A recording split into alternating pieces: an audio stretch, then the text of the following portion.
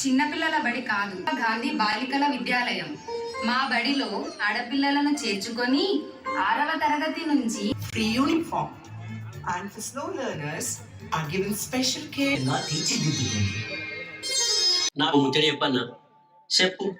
మా అక్కరపడిలా ఇంత మంచిగుంటుందని తెలియక నా ఇద్దరు పిల్లగాలను వ్యాన్ ఎక్కించి వేరే ఊరు బడికి పంపుతాన్నా. మీరు కూడా మా ఎలగండ్ర కిల్లని చూసుకోడానికి వచ్చినాయి కాదు, బడి పిల్లల కోసమే వచ్చిన. జిల్లా పరిషత్, గవర్నమెంట్, కేజీబీవి, మోడల్ స్కూళ్ళు, మైనారిటీ స్కూళ్ళు, విజువల్లీ ఛాలెంజ్డ్ శాఖ వారు కూడా పనిచేస్తున్నారు. అన్ని రకాల పాఠశాలలు విద్యార్థుల వికాసం కోసము మరియు సమగ్రాభివృద్ధి గౌరవ జిల్లా కలెక్టర్ గారు మాట్లాడవలసిందిగా కోరుతున్నాను. ఎలా ఉంది? మన ప్రభుత్వం మీకోసం ఎన్నో రకాల పాఠశాలలు నిర్వహిస్తున్నది. అన్ని పాఠశాలలు మీ వికాసాలే రేపటి పౌరులు.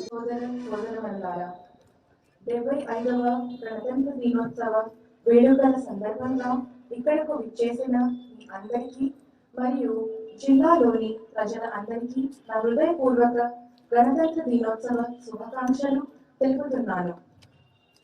ఎందరో త్యాగధనుల పోరాటాల ఫలితంగా 1947 ఆగస్టు 15న మన దేశానికి స్వాతంత్రం లభించింది.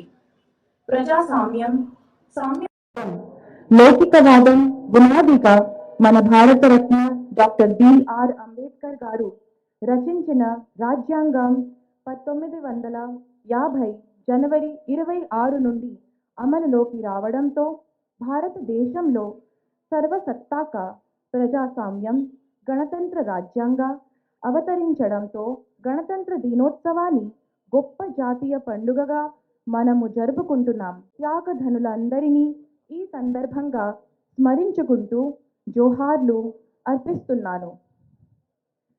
ప్రజల జీవన ప్రమాణాలను మెరుగుపరచడమే లక్ష్యంగా ప్రభుత్వం ప్రవేశపెట్టిన సంక్షేమ అభివృద్ధి పథకాలను జిల్లాలో పకడ్బందీగా అమలు చేస్తూ జిల్లా సమగ్ర అభివృద్ధికి కృషి చేయడం జరుగుతుంది.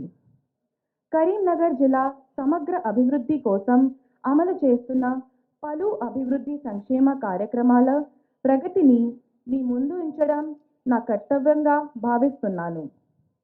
మహిళలకు గౌరవాన్ని, ఆత్మరక్షణను, భద్రతను కల్పించే దిశగా తెలంగాణ ప్రభుత్వం ఆర్టీసీ బస్సులో బాలికలు, మహిళలు మరియు థర్డ్ జెండర్లకు రావత్ తెలంగాణ రాష్ట్రంలో ఎక్కడి నుండి ఎక్కడికైనా ఉచితంగా ప్రయాణం చేసేలా ప్రభుత్వం మహాలక్ష్మి పథకానికి రూపకల్పన చేసింది.